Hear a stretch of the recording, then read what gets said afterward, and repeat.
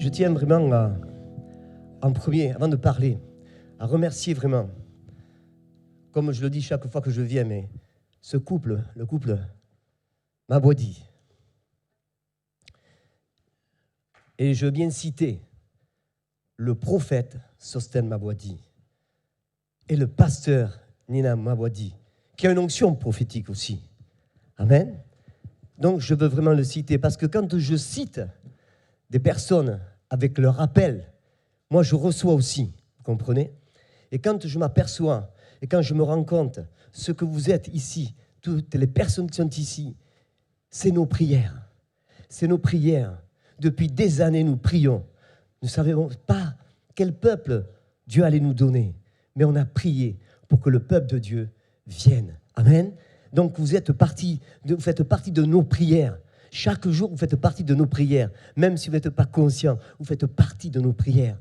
L'église que Dieu a construite lui-même, c'est parce que nous étions, à la base, nous avons obéi. Nous avons obéi. L'obéissance, frères et sœurs, c'est très important. L'obéissance à la parole de Dieu. L'obéissance, quand on reçoit une parole de Dieu, eh bien, il faut tout lâcher afin d'obéir à Dieu. Bien souvent, il faut tout lâcher. Est-ce que tu as tout lâché dans ta vie quand tu as entendu la parole de Dieu se révéler dans ton cœur? Est-ce que tu as tout lâché? Amen. Est-ce que tu as été plutôt à l'écoute au lieu de parler? Est-ce que tu as été plutôt à l'écoute de la parole de Dieu? Bien souvent, on parle trop et on oublie d'écouter Dieu nous parler. Amen. On oublie trop souvent, parce que c'est dans le calme et la confiance que sera notre Dieu, qu'on rencontre Dieu. Amen, c'est dans le calme et la confiance. Alléluia, frères et sœurs, si vous voulez entendre Dieu vous parler, vous ne pouvez pas entendre Dieu vous parler quand il y a plein de bruit autour de vous. Vous ne pouvez pas entendre précisément Dieu pouvoir vous parler, pour vous diriger, si vous êtes dans un brouhaha. On ne peut pas, c'est pas possible. Donc souvent, il faut se retirer. Souvent, il faut se mettre à part. Il faut vraiment prier le Seigneur pour entendre sa voix. Et c'est des fois dans un doux murmure. Des fois, c'est quelque chose, c'est un signe. Beaucoup de personnes demandent à Dieu, fais-moi un signe, Seigneur. Fais-moi un signe comme quoi tu es avec moi.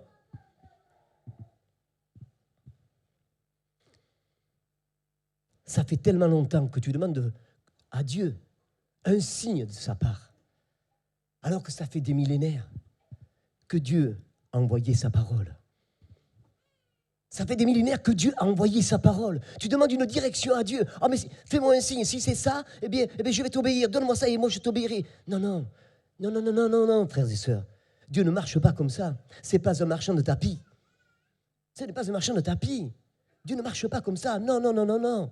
Dieu a envoyé sa parole. Et sa parole les guérit. Amen. Dieu a envoyé sa parole. Mais qui est Dieu? Mais qui est sa parole? Sa parole, c'est Jésus-Christ. Alléluia. Sa parole est Christ, incarné. Amen. Alléluia. Il est venu sur la terre pour te révéler toutes les directions possibles pour ta vie future en tant que chrétien. Amen. Et on cherche un signe, et on cherche des signes, soit pour un mari, soit pour une femme, soit pour un travail, soit pour... Mais mon frère, ma soeur, si tu te tiens près de Dieu, Dieu va, je t'assure, tu ne peux pas te tromper, Dieu va te diriger, Tu ne peux pas te tromper si tu es près de Dieu. Alléluia, tu ne pourras pas te tromper. Amen. Alléluia, combien de personnes cherchent des signes alors que Dieu nous regarde et nous dit, mais qu'est-ce que je peux faire autre? Qu'est-ce que je peux faire de plus pour eux? Il envoya sa parole. À partir du moment où tu mets la parole de Dieu en pratique, à partir du moment où tu essayes de te mettre à part pour vraiment entendre ce que Dieu veut te dire, tu n'as plus mauvais caractère. Les mauvais caractères sont transformés. L'hypocrisie est transformée. La rancune est transformée. Les fruits amers que tu as dans le cœur sont automatiquement enlevés. Amen. Parce que tu te tiens près de Dieu. Quand on se tient près de Dieu, les choses qui n'appartiennent pas à Dieu s'en vont. Parce que ça ne peut pas cohabiter. Parce que les ténèbres ne peuvent pas habiter avec la lumière. Alléluia. Les ténèbres ne peuvent pas habiter avec la lumière. Frères et sœurs, ce n'est même pas mon message. Mais je te parle parce que le Saint-Esprit me donne l'occasion de communiquer ce que j'ai à te communiquer ce matin. Alléluia. Ce n'est pas simplement, quelque chose de nouveau pour toi, mais j'ai besoin de te le rappeler. Combien de fois nous avons entendu des messages pour nous rapprocher de la parole de Dieu. Nous rapprochons de la parole de Dieu quand nous sommes à l'église. Et aussitôt qu'on a franchi le seuil de l'église, dès qu'on arrive chez nous, la parole de Dieu s'est échappée. Tout ce qu'on a entendu de Dieu, qui devait nous fortifier, qui devait nous exhorter à aller plus loin avec lui, qui devait nous exhorter pour faire des exploits avec lui, on a oublié. Pourquoi? Qu'est-ce qui se passe entre-temps? Qu'est-ce qui se passe entre quelques kilomètres de l'église et de mon domicile? Alléluia, qu'est-ce qui s'est passé entre-temps? J'ai oublié que Dieu était bon. J'ai oublié que Dieu ne m'abandonnerait jamais. J'ai oublié que Dieu me dirigerait tout le temps. J'ai oublié qu'il m'a donné sa parole pour me délivrer, pour me construire personnellement. J'ai oublié que quand il veut m'attirer à lui, c'est pour me construire ma propre foi, pas la foi du voisin. Un père éduque son enfant. Je le dis souvent, mais un père éduque son enfant. Et notre Père éternel veut nous éduquer. Mais si nous n'avons pas de contact avec lui, si nous n'avons pas de relation avec lui, comment voulez-vous qu'il vous donne une éducation? Alléluia. Dieu ne peut donner qu'une éducation par rapport à ce que vous mettez en relation avec lui. Si vous n'avez pas de relation avec Dieu, comment voulez-vous recevoir une éducation? Alléluia. Ça va? Alléluia. Alléluia. Souvent, des fois, on dit Dieu n'est pas dans cette histoire. Comment peux-tu être sûr et certain que Dieu n'est pas dans cette histoire? Quand il m'est arrivé ce matin, cet accident de ma fille, il y a un seul verset qui m'est revenu en tête. Toutes choses, j'ai bien dit, toutes choses concourent au bien de celui qui aime Dieu. Toutes choses. Toutes choses. Je devais partir la semaine dernière. Et par des circonstances, je suis parti que je ne pars que mercredi. Je dis, mais pourquoi, Seigneur? En premier, je dis, j'avais prévu. J'avais prévu ça. C'est autrement. C'est pas que je ne suis pas heureux d'être ici. Mais quand vous prévoyez des choses, vous savez, vous faites des petits calendriers, vous. On fait ces petits plans, c'est bien, on doit faire ces petits plans. C'est normal, on doit faire quelque chose, c'est normal. On doit faire un calendrier. Alors, je dis, mais pourquoi? Ça commençait à contrarier mes plans.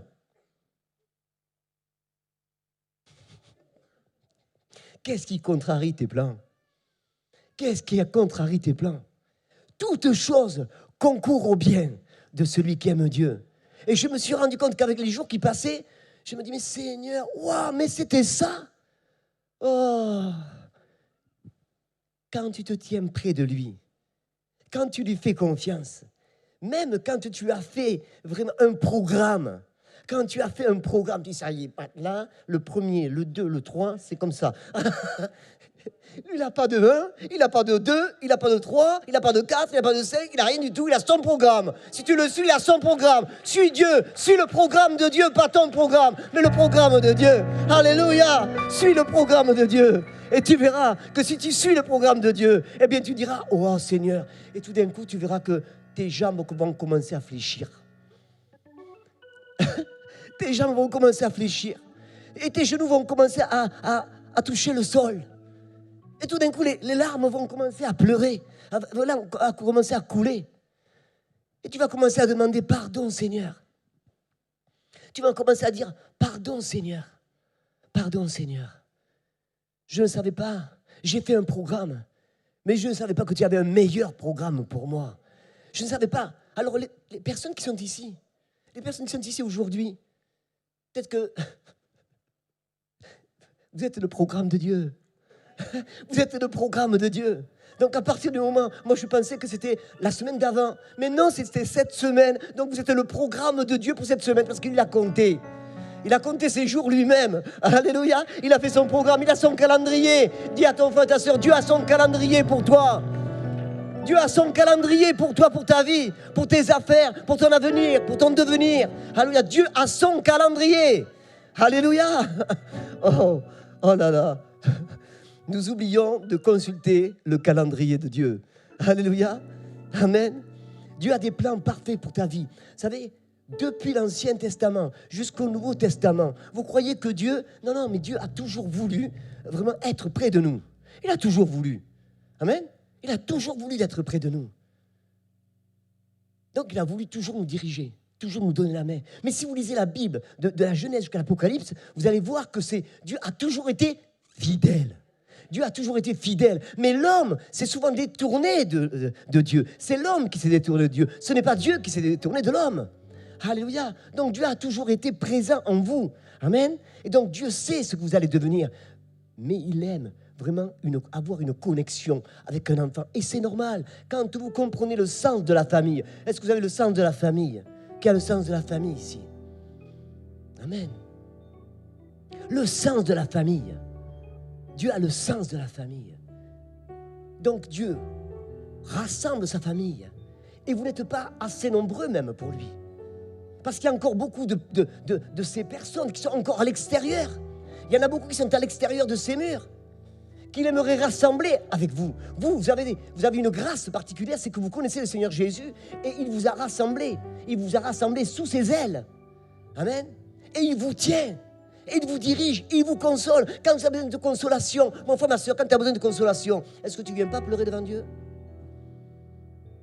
Souvent on fait l'effort, alléluia, on chante, on danse, et c'est bien ça. Alors ça, il faut. Hein. Mais quand tu as besoin de consolation, vraiment, il t'est jamais arrivé d'aller pleurer devant Dieu? De dire, Seigneur, qu'est-ce qui m'arrive aujourd'hui? Qu'est-ce qui m'arrive aujourd'hui? Il t'arrive aujourd'hui que Dieu permet cela aussi. Il t'arrive aujourd'hui que Dieu permet cela, afin que tu ailles voir ton Père, afin que tu ailles lui confesser, afin que tu ailles lui demander, lui dire, papa, je t'aime. Est-ce que tu t'es levé ce matin, comme quand tu es dans ta famille, que tu vois ton père et ta mère, tu fais la bise à ton père, la bise à ta mère, oh maman, papa, oh super, alléluia, je vous fais un bisou parce que je vous aime ce matin. Combien de temps?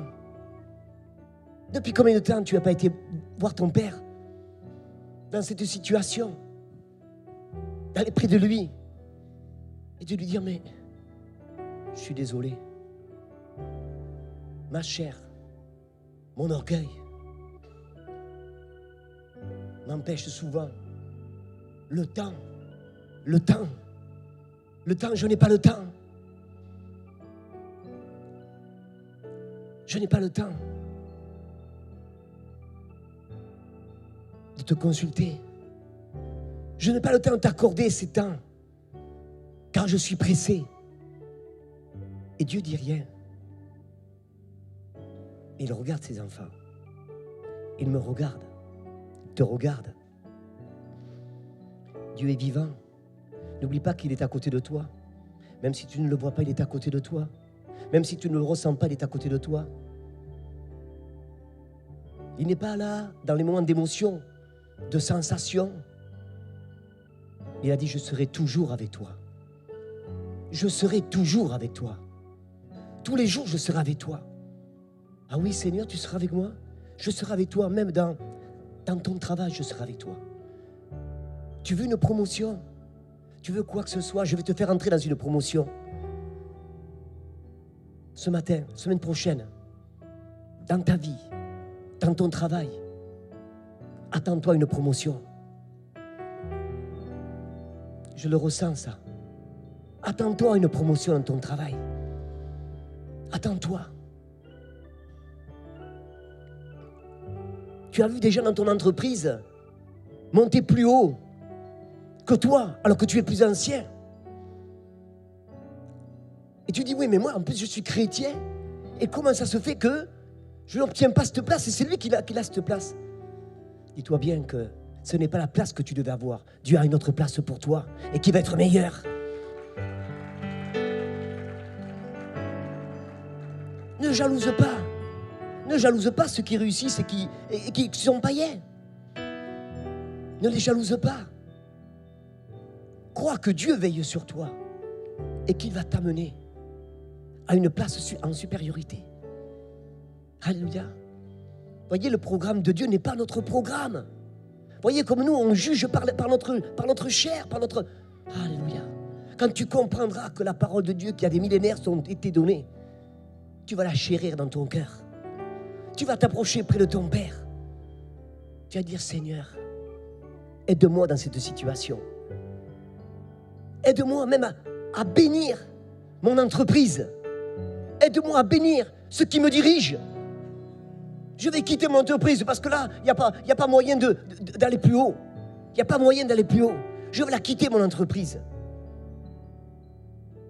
Au lieu de faire grandir ton entreprise et de faire grandir cette entreprise qui pourrait t'accorder une place encore plus haut, toi, tu dis, je vais quitter. Dieu t'a donné un travail. Dieu t'a donné un travail. Prie pour ton entreprise. Prie pour ton travail. Et le Seigneur va élever. Prie pour ton patron. Prie pour ton directeur. Prie pour tes profs. Prie afin que tes profs puissent te nourrir vraiment de ce qu'ils ont acquis pour te donner un avenir. Je parle aux jeunes aussi, hein. Je parle aux jeunes. Critique pas un tel prof. Dis-le, Seigneur, je te bénis pour le prof que tu m'as donné. Même si des fois il m'énerve. Il m'énerve. Il n'y a pas que moi qui le dis, hein. On n'est pas content après lui. Alors c'est Matt des fois. Oh, il m'énerve. De toute façon, je ne comprends pas. D'autres, je le comprends, mais lui, je ne comprends pas. Mon frère, ma soeur, laisse-le, prie pour lui. Si tu ne comprends pas ce qu'il te dit, eh bien, prie pour lui, pour que tu le comprennes mieux, pour que ton esprit s'élargisse et que tu arrives à comprendre ce qu'il veut te communiquer. Alléluia, alléluia, amen. Seigneur, vous savez, ma fille, elle est rentrée à Tassalon de Provence, ma fille Sabrina. Elle est rentrée dans une... Elle n'a pas fait de hautes études, mais elle a fait des études normales. Elle est rentrée dans une usine pharmaceutique. Et en tant qu'intérimaire. Donc, elle était chez nous. Et on a prié. On a prié pour l'entreprise. On a prié. On a proclamé. Et je dis maintenant, on va proclamer pour que tu aies des postes, pour que tu aies un poste élevé. On dit, papa, en tant qu'intérimaire, on te prend, quand ils n'en ont plus besoin, ils te lâchent. Je dis, non, on va proclamer, on va bénir cette entreprise, on va les bénir, tout ce qui travaille, on va bénir. Et tout d'un coup, il y a une personne qui a commencé à l'éduquer dans une certaine forme pour une machine, pour une autre. Et en tant qu'intérimaire, on lui a déjà proposé d'être chef. Waouh! Seigneur, c'est pas possible. C'est pas possible. Elle était intérimaire. Donc c'est rare, un intérimaire qui devient chef. Un intérimaire qui n'était pas encore embauché, vraiment, devient chef quand même. Donc elle a eu son contrat, un contrat CDI. Elle a eu un CDI. Alléluia. Oh, c'est pas fini. Je lui dis, maintenant, on va prier pour que tu te fatigues moins et que tu puisses monter encore vers les bureaux. Elle me dit, papa, on va prier. Il y avait quelqu'un qui avait une bonne connexion avec ma fille dans les bureaux. Elle dit, je vois tes compétences. Je vois tout ce que tu peux faire, Sabrina. Elle dit, oui, mais je n'ai pas fait ces études-là que toi, tu as fait ces études. Moi, je ne les ai pas faites. Oui, mais tu as les compétences. Je vais te montrer. Et elle est encore montée. Alléluia. Elle a les clés de l'usine. Elle a les clés de l'alarme. Elle a les clés. Elle peut rentrer, sortir. Elle peut tout faire. Alléluia. Alléluia. Intérimaire. Dieu est capable. Dieu est capable d'accomplir des miracles avec toi. S'il a fait avec ma fille, avec nos enfants, avec toutes les personnes qui sont ici, Dieu est capable de faire avec toi ce que toi tu ne penses même pas.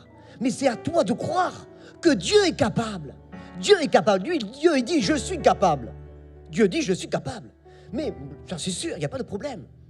Mais est-ce que toi tu crois que Dieu est capable? Est-ce que tu crois que Dieu est capable? Si tu es d'accord, lève la main. Oh, alors je vois beaucoup de promotions. Alléluia. Vous savez, j'étais entrepreneur dans le bâtiment. Et quand j'ai connu Dieu, là je vous donne des choses que j'ai vécues personnellement. J'en ai dit vendredi, mais là je peux vous dire que des choses personnellement. Quand je me suis approché de Dieu, quand j'ai découvert Dieu, quand Dieu s'est découvert, ou moi je me suis découvert, mais je crois que j'étais vraiment enveloppé. J'étais sûrement dans les ténèbres. Non? Quand Dieu s'est révélé, quand je me suis approché de Dieu, parce que la Bible dit, approchez-vous de Dieu. Cherchez l'Éternel pendant qu'il se trouve. Cherchez l'Éternel pendant qu'il se trouve. Donc chercher l'Éternel, ça veut dire qu'on a une action à faire, une action à produire, quelque chose à produire. Nous ne sommes pas là figés dans le temps, mais nous sommes en action. Amen. Tu dois laisser un impact toi-même pour ta génération. Tu dois laisser un impact pour ta génération. Dieu t'a appelé pour que tu aies un impact sur ta génération. Tu ne peux pas repartir dans l'au-delà sans avoir eu un impact pour ta génération. Amen. Beaucoup de gens prient pour l'éternité, dans l'éternité. Mais l'éternité, oui, tu es déjà béni, mais tu seras béni dans l'éternité. Si tu as accepté le Seigneur, bien sûr. Si tu l'as accepté dans ton cœur, si tu es né de nouveau, tu as été baptisé, oui, il n'y a pas de problème. Il n'y a aucun problème. Mais Dieu t'a appelé pourquoi? Pourquoi il t'a appelé d'après toi? Oui, il t'a appelé pour être sauvé, oui, mais pourquoi? Mais sauver, c'est pour servir. Sauver, c'est pour le service. Alors, oui, mais vous savez, les années passent, ça fait longtemps que je suis dans cette église, moi j'ai fait des études, j'ai fait ceci, j'ai fait cela. Je ne sais pas, c'est Saint-Esprit qui est en train de parler, donc je laisse.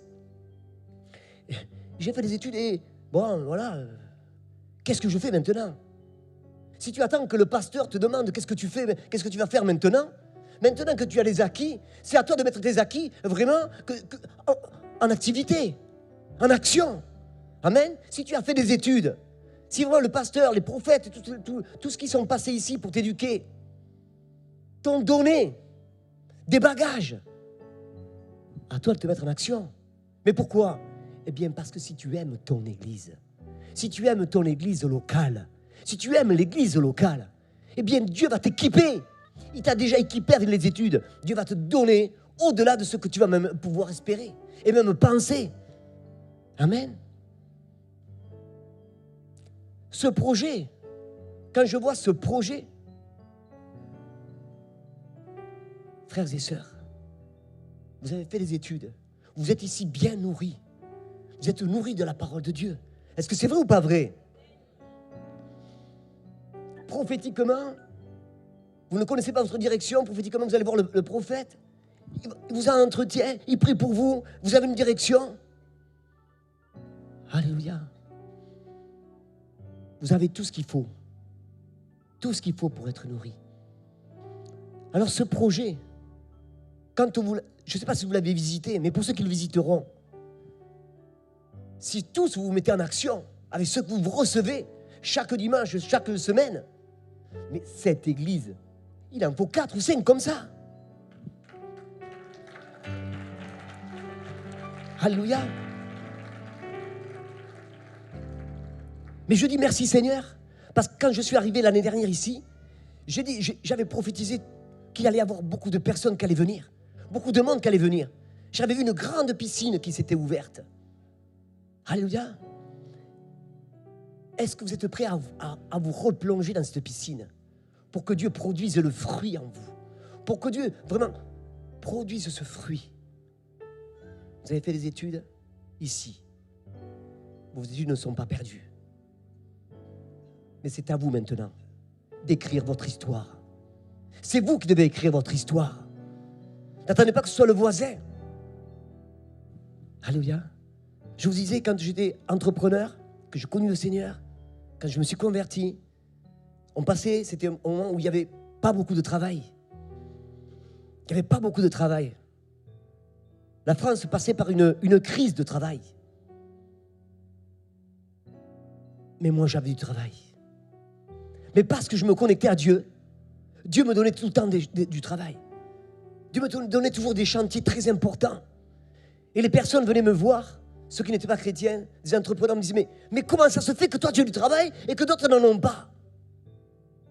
Comment ça se fait?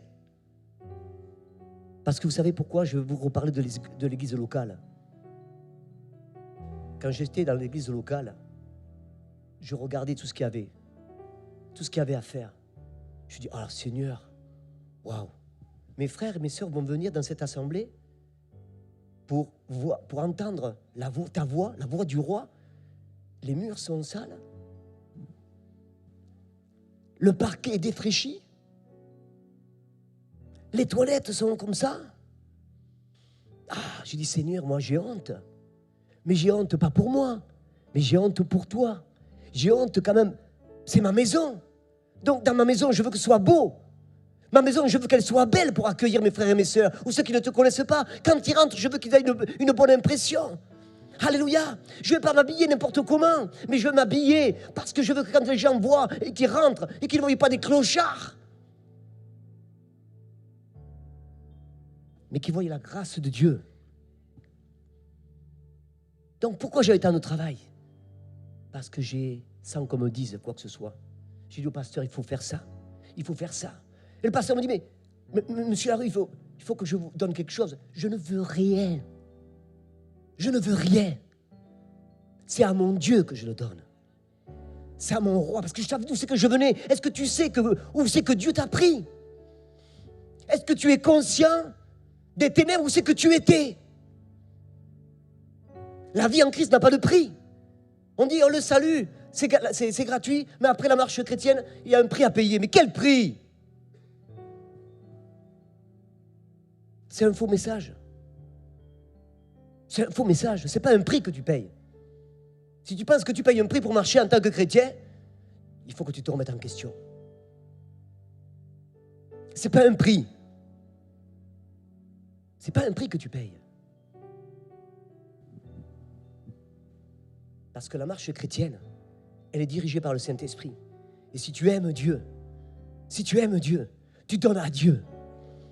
Tu te rapproches de Dieu. Et ce n'est pas une vie difficile. Au contraire, c'est la vie la plus facile que je connaisse. Alléluia.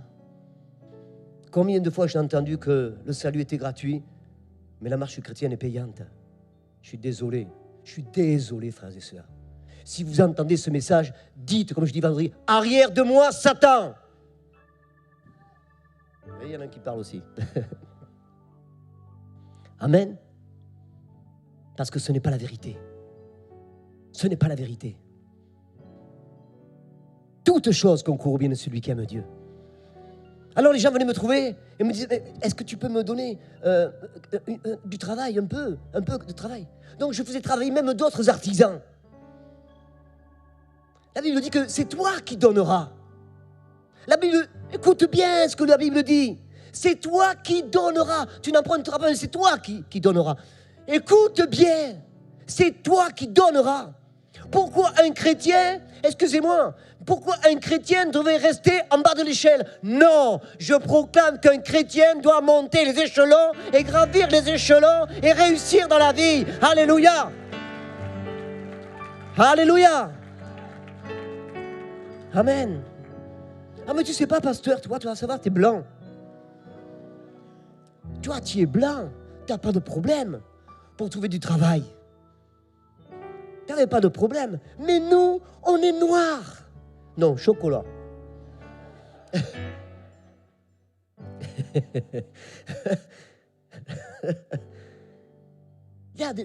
Le prophète est là, le couple pastoral est là. Ils pourront vous le dire. J'ai prié pour des personnes qui n'avaient pas de travail. Ils n'étaient pas blancs.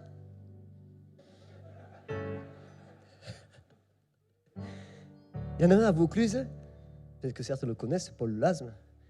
Il est venu, il pleurait, il me dit, j'ai pas de travail. Ça. Je lui dis, écoute, arrête de pleurer, hein. On va prier. Ouais, tu sais, notre couleur, c'est pas facile. Oh, ça y est, ça va recommencer la couleur. Tu as fait des études? Oui. T'as ce qu'il te faut comme niveau? Oui. Bon, eh bien, on va prier. Je prie, je dis, voilà, maintenant, dans la semaine prochaine, tu auras des propositions. Il me fait, vous croyez? Je dis oui. Il me téléphone le mardi. Oh, pasteur, j'ai 3 propositions, laquelle je prends la meilleure? Je lui dis. Alléluia. Alléluia.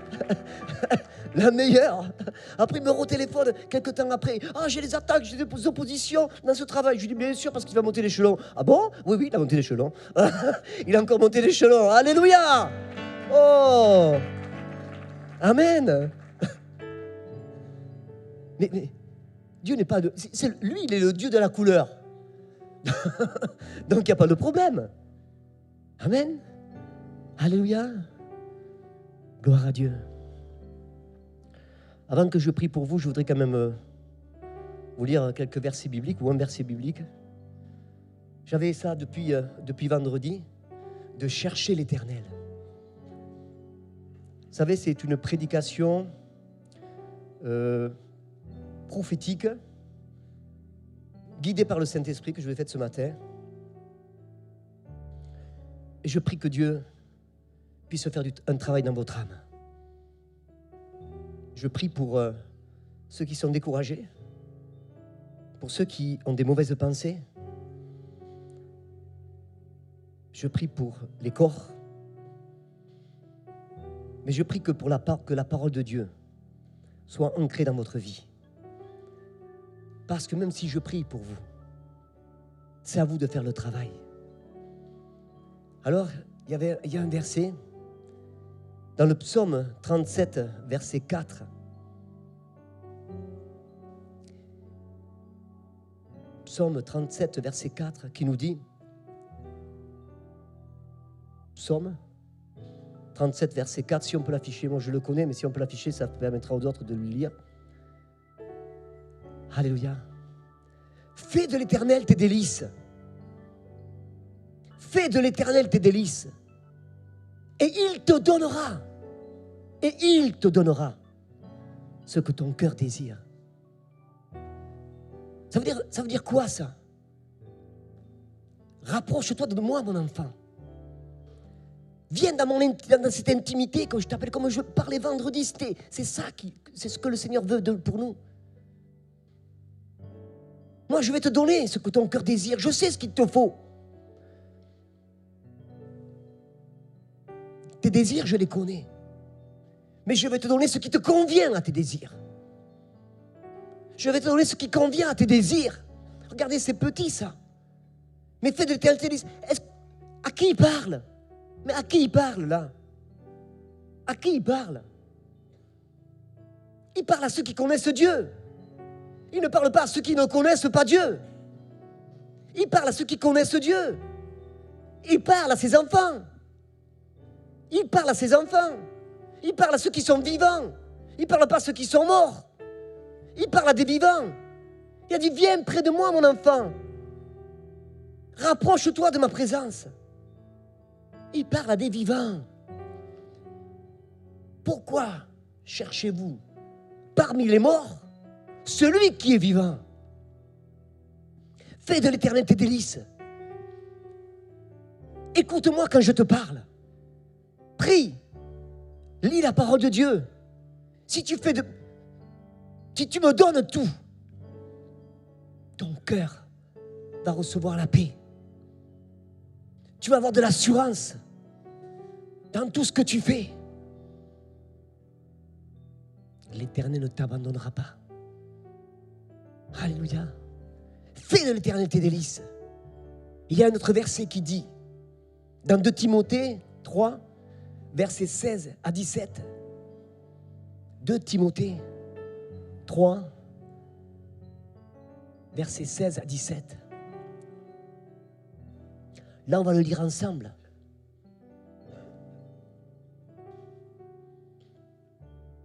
De Timothée. Regardez bien. On va lire ensemble cette parole de Dieu. Frères et sœurs, c'est extraordinaire. Toute écriture. Il n'a pas dit une partie de l'écriture. Il a dit toute écriture est inspirée de Dieu.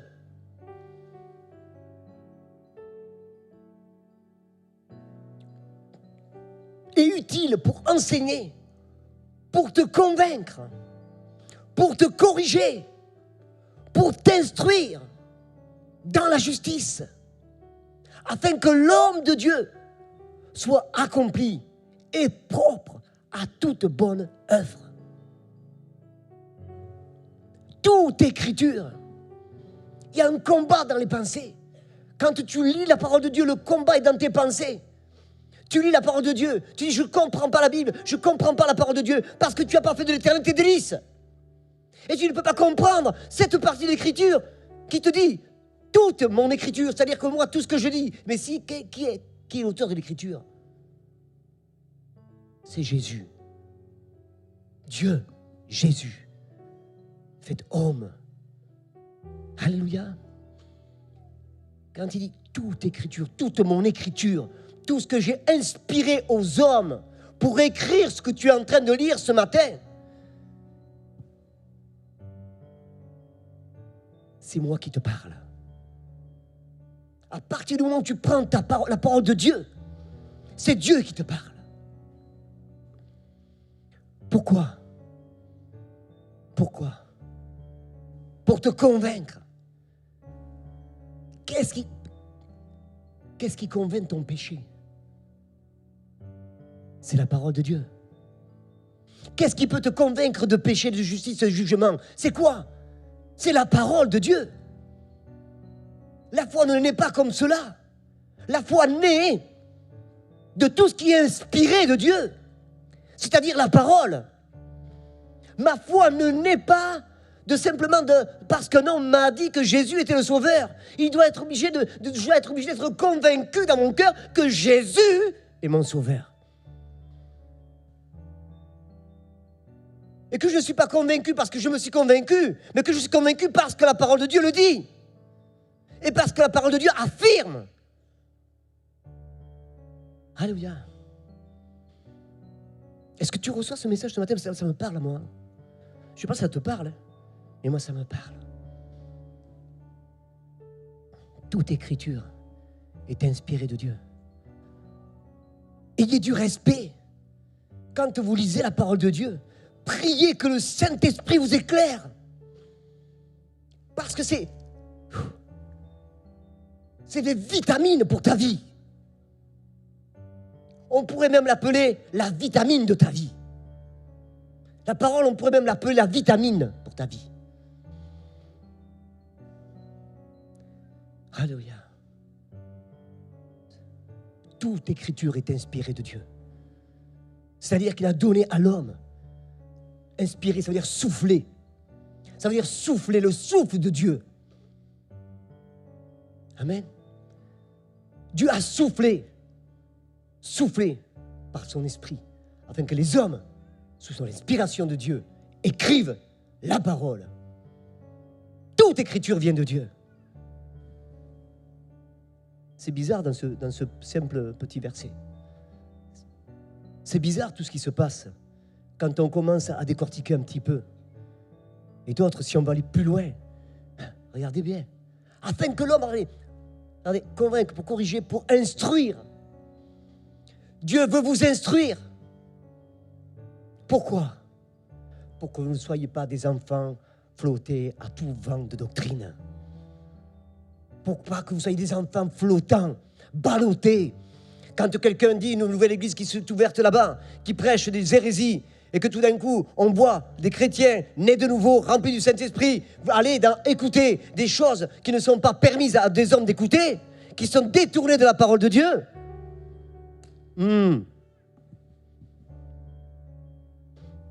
Alléluia. Quand tu es instruit de la parole de Dieu, quand tu es instruit, quand tu as trouvé une église qui t'instruit au travers de la parole de Dieu, mon frère, ma sœur, tu dis, je ne partirai pas d'ici, mais je reste là. Et je tiendrai ferme parce que l'ennemi veut me faire partir. Non!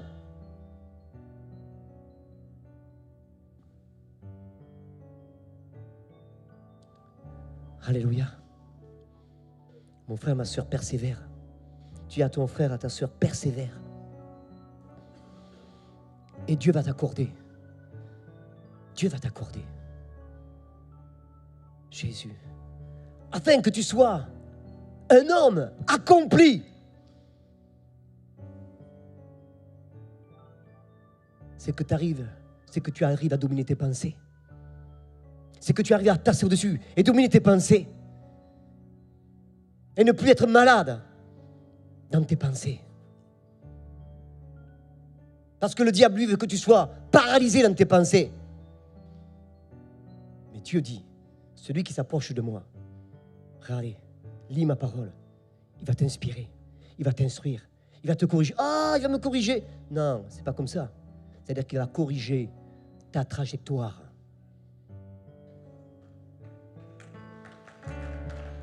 Alléluia. Amen. Beaucoup lisent la Bible sans la comprendre. Ils disent, ah, il va me corriger encore. Oh, je ne vais pas faire Dieu, il va me corriger.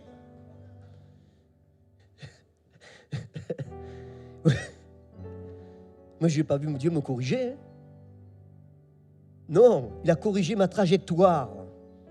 Sans arrêt, il corrige ma trajectoire. Non, pas ici, pas ici, pas ici. Top, top, top, top, top, top, hop. Ne va pas là-bas. Top, top, top, top, top, top, hop. Amen. Il n'y a pas de corriger. Va pas t'attraper, pam, pam, pam. Non. Non, c'est pas ça. Dieu n'est pas un être humain. Dieu est esprit. Dieu est esprit. Et il a été dit par le pasteur Nina Mawadi. Il faut que celui qui l'adore, pas simplement avec sa chair, mais en esprit, en vérité. Quand tu remets en question ta marche de l'esprit et la marche de la chair, oui, mais c'est difficile, la marche de l'esprit, la marche de la chair. Mais non, c'est pas vrai. Tu dis la marche de la chair, c'est difficile. Et la marche de l'esprit, c'est encore plus difficile. La marche de l'esprit, c'est pas difficile. C'est pas vrai. Si tu fais de l'éternel tes délices, la marche par l'esprit, mais tous les jours, tu vas te voir grandir. Tous les jours. Alléluia. C'est tout, Seigneur Jésus.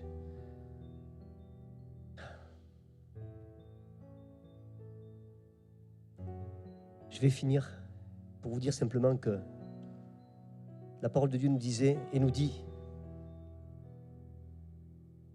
de Jésus, je suis le chemin, la vérité et la vie. Choisis la vie. Choisis ce matin la vie. Laisse Dieu corriger ta trajectoire. Fais de l'éternel tes délices. Honore l'éternel. Avec tout ce que tu as, avec tes biens, avec tout ce que tu peux faire pour Dieu. Il n'y a pas que les biens, il y a tout ce que tu peux faire pour Dieu.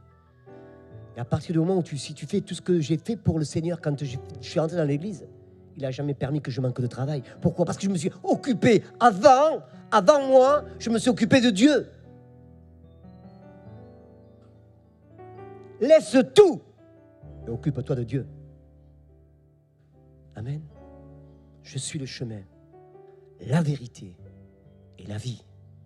Celui qui vient à moi,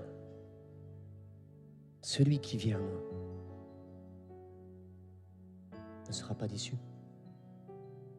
Celui qui vient à moi. Qui veut tout donner à Jésus ce matin? Alors on va se lever.